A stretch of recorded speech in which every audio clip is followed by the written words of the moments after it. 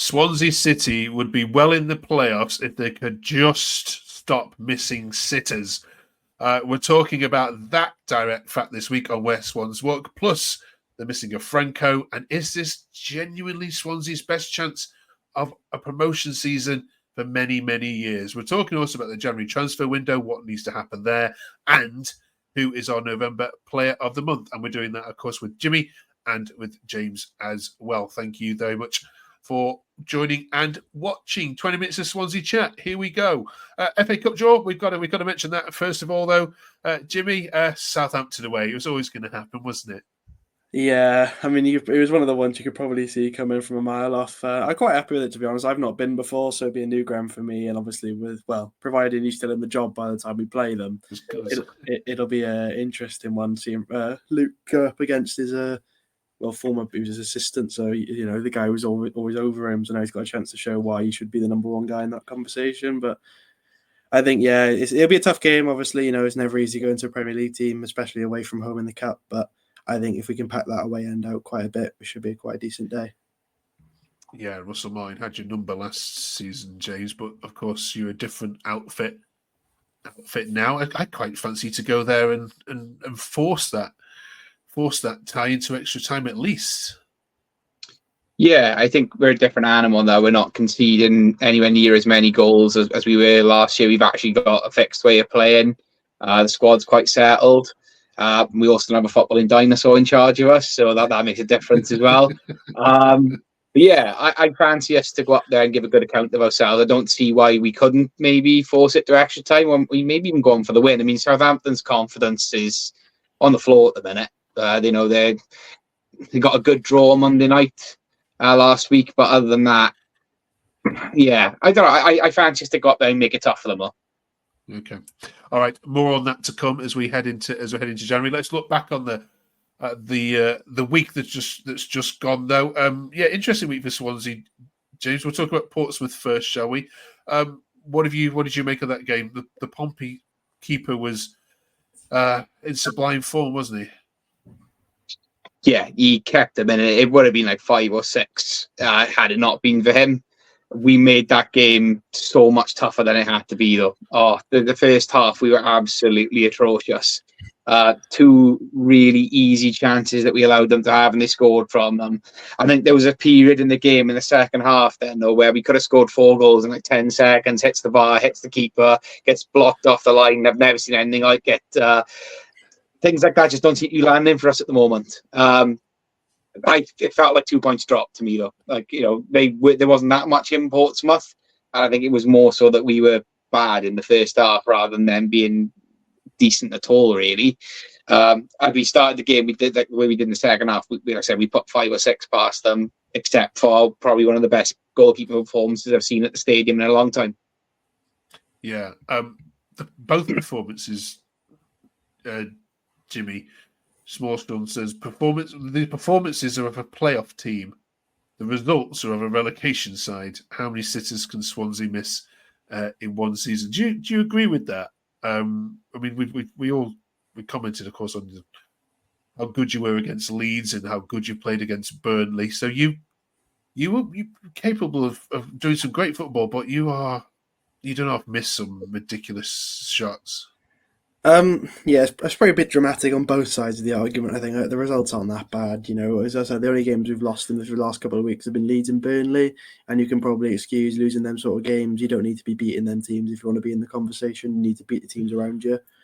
I think on the plus side of things, we just missed too many easy chances, and it's got a lot better. I think after this week, which was that weird, apart from that weird sort of foreplay, was, as James just said, off the bar twice and off the line and all that. Which, it just happens. You can't fault that. It's not been as bad. Took our chances against Leeds when they came. We couldn't really have done much more in that game. Derby, again, we had 2 shots on target and they both went in, so clinical as ever against them. And Pompey, again, we had a lot more chances in that game, so I think it needs to be improved. But I think it's just one of them things. You've just got to take the chances and take the points, because against teams like Portsmouth, it should be a straightforward win, and we made it so difficult for ourselves, giving them a 45-minute head start, more or less. So, when you're coming back into games like that, you're lucky it's a team like Portsmouth where you are able to get back into the game, because if that's a Leeds or Burnley, that game's done at half time. So I think definitely needs something that needs to be addressed. High Five Dave says it's exciting game at times, but so frustrating, as you both said. We clearly need signings in January. We'll come on to that in a minute. Pompey keeper had a superb save. Annoying in the last few minutes, chasing a home win against a bottom club that we can pass back and force to keeper 3 times before getting upfield and stroll to throw-ins and free kicks with no urgency. A couple of people said that as well.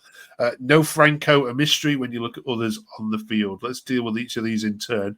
A couple of people said about James in the closing minutes of that game, you wanted to see a bit more urgency from the side, saying in terms of rushing to free kicks and throw-ins. It was almost like they were happy with the point. Do you accept that?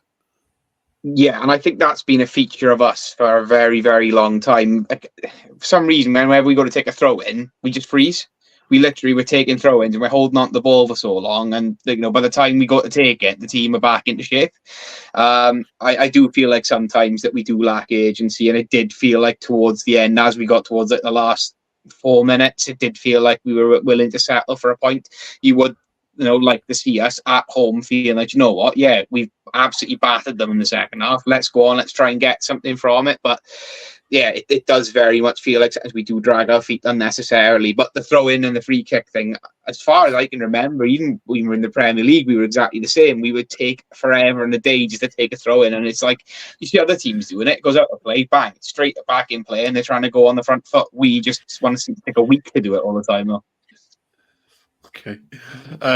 Couple more then, Jimmy. So I'll talk about Franco, sorry, actually. So missing in action at the weekend. Do you understand why? Arrest. I think it's just quite straightforward. He can't play every week, and no one expects him to. I think the only players who are going to play every game this season are probably, you got Grimes and Vigouroux, and then maybe a centre-halves when they're fit. But, with players like Franco, we've got people like Joe-A-On and Jay Fulton on the bench. They're not obviously better than Franco, but they're good enough to step in for a game like Portsmouth. You'd rather rest Franco for a game against bottom of the league where you can probably get away with it. And we did, in a way. Obviously didn't win, and we probably might have done if he was on the pitch. But at the same time, you still take that point and run. As you said about the lack of urgency at the end, some sort of risk versus reward. You don't want to go too much and then end up losing the game, and then vice versa. It's not really a win-win situation for the manager in that, because people will complain if you don't do enough, and then if you bomb forward and concede, people will complain as well. So I think, I think he just needs a rest, and he'll be back fine for Saturday, next Saturday rather, against Luton. Right. When Josh Murphy scored, did you all get out your seats and hurl abuse at him? Oh yeah, we never let them live that down. There was a few of our neighbours on the pitch there. All failed ones. Yeah. Okay, absolutely, yeah. And finally on this one, we'll end on a negative one. Hope nobody believes a bit of a comeback means that was an acceptable performance. We played well again for about 20 minutes, just before and 15 minutes or so after the equaliser, and we had our foot on their throat, and then we just stopped playing. I don't want to be too negative, because it's at the end of the day, it's still a good week for Swansea, but we're desperate for Swansea to have a bit of excitement this season. You've had such nothing seasons, haven't you, apart from the odd flirtation with relegation now and again. So it'd be genuinely good for Swansea to be involved in that conversation, James. But which is why I think some people get so frustrated with these kind of results. Yeah, I can see 100% where they're coming from. We're probably the patchiest team that you can see in this league, in the sense of, like, Derby's probably the best example of how we are this season. First 20 minutes, absolutely fantastic. And then all of a sudden, for the next 70 minutes, we're absolutely atrocious. Same on Saturday, 45 minutes, we look like the team at the bottom of the league, and they look like a team chasing the top 10. This is probably our best chance to do something positive this season. Like I said, we've got now new investors, we've got new owners. It would be silly of us to not think that we've got a chance to do something positive, but I think it all hinges on what happens results-wise between now and January, and of course the transfer window as well.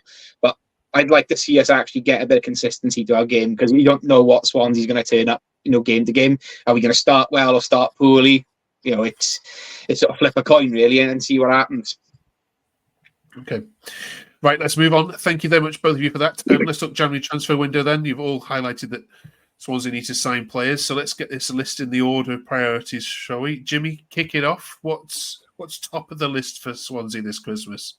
It's got to be a winger. It absolutely has to be. I saw a stat earlier, and it was like Ronaldo has the most unsuccessful touches in the league, like 64, something like that, something ridiculous. And we've still got players like Yon to come back, and when he does, it'd be good. But he's not a wide player. He's always, he's been traditionally more central. I think he'd benefit more playing there. Even if we do keep him, you still need someone to partner him. I don't think peart-harris is necessarily the answer. He's not a bad backup at this level, but I wouldn't think if for a team who wants to be in the top 6, he's not a starter. And neither is Ronaldo, in my opinion. So I think wingers have just got to be the top priority, and the owners have the easy job because I don't think anywhere else in the squad is that particularly weak. Maybe sign another centre-half if Abbey ends up going back to Olympiacos because he's not played at all. So maybe bring in another centre-half, but I'd say winger at top, and then maybe an extra striker just to help with Potnick. But apart from that, I'd be quite happy with just 2 wingers. Okay. Not going to come cheap in January, though, are they, James? What do you agree with that? Yeah, pretty much spot on. Agree with what James is saying there. I've actually got 2 specific individuals that I'd like to see us go for in January. So winger can play as a 10 as well as Kwame Parku. We're crying out for a player of his quality. Someone who I hoped we'd have moved for in the summer, but don't think we ever did try to go for him. And centre half, maybe someone like Tyler Binden from Reading would be another good one. If Abbey does go back to Olympiacos, I'd like to see us bring in someone young who we can keep and having around the squad, because we don't know what's happening with Cabango and Darling. Someone like Tyler Binden would be fantastic for the Swans.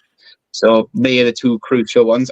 Ideally 2 wingers maybe, as I feel like I said, Ronaldo at the moment is, I agree with James, he's at the moment, his numbers at a glance look okay, but then when you actually watch him for a full game, you can see that there's glaring issues with how he plays. Like sometimes you wonder what he's doing. He just tries to do a little bit too much, so maybe a little spell on the bench would be good for him.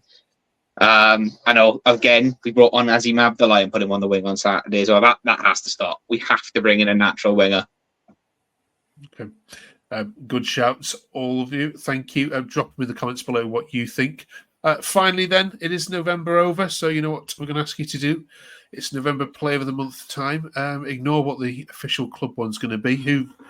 You've travelled the country, both of you, this month, up and down, watching Swans. Who has caught your eye and who deservedly could be given it? Jimmy? Again, unlike October, it's a bit more of a difficult decision this time, because you've actually played quite well. I think Cabango is probably my top of the list at the minute. He's just been unbelievable. He's been an absolute colossus at the back, bailed us out on so many occasions. I think Vigouroux's been as solid as ever. I think he's probably slipped under the radar a bit now because people just got so used to how good he's been that he doesn't even get noticed anymore. Grimes and Franco, again, unbelievable all month. I think Cullen probably is, actually thinking about it, might be even up there, if not better than Cabango, because I don't know what, I think just since he's been in that 10 role, he's been a completely different player. He's looked unbelievable. I mean, even for the own goal against Portsmouth, the ball he played in was absolutely fantastic. And I never thought I'd be seeing Cullen put balls like that into the box. But I think, yeah, for me, it's Cullen or Cabango. I wouldn't really mind either way if either of them gets it. But I think Cullen especially had the month of his career so far. I think is the best I've ever seen him play for Swans. Yeah, absolutely. Internationally, of course, as well. James? Yeah, Cullen for me again as well. That pass for Ronaldo's goal against Derby was absolutely sublime. Again, he's popped up with 2 important goals again. And I, like James just said there, that cross for the own goal, I didn't realise he had that in his locker, to be fair. Again, people at our club tend to give him a hard time because, he's come through the academy, he misses more than he scores. But you know for a fact that even if he doesn't deliver a quality ball, he doesn't finish, you'll get hard work out of him 100% of the time. So even if he wasn't doing those things, you're going to get work rate out of him, and he'll never slack. So yeah, he's mine for October.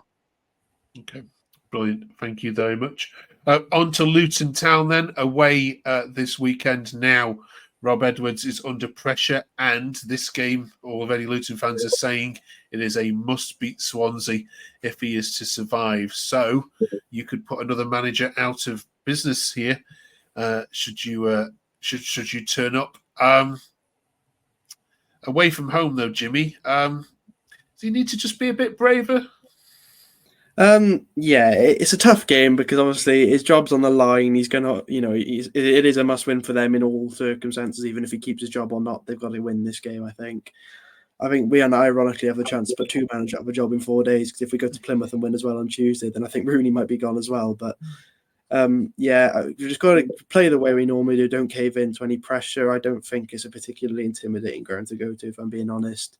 Quite a small ground. There's not much atmosphere to generate with that little amount of fans. So it's helpful, but it's still not easy. No away game ever is. But if we just keep playing the way we have been, if we play like we did second half against Portsmouth, all game against Luton, we'll win the game 100%. I have no doubt about that. It's just these games now. So we've got these twice in 3 weeks. We've got Portsmouth again on New Year's Day. So it's just, this should be either if it's an advantage or a disadvantage, knowing what you're up against. But I think, just keep the way we're playing and just keep cool heads. And as you said, just be a bit more brave and just go for some chances that maybe could end up going the wrong way, but just go for it, because if we don't take them risks, we're never going to score any goals. So I think, needs to be more brave. Okay. I think Plymouth, if Plymouth play Oxford on Saturday, if they don't beat them, you won't see Rooney on Tuesday. All right, then. Thank you very much, both of you. Enjoy the games, and we'll see you at the other side of them. Thank you very much for watching. Do drop us a subscribe as well if you haven't done so already. Really appreciate that. See you next week.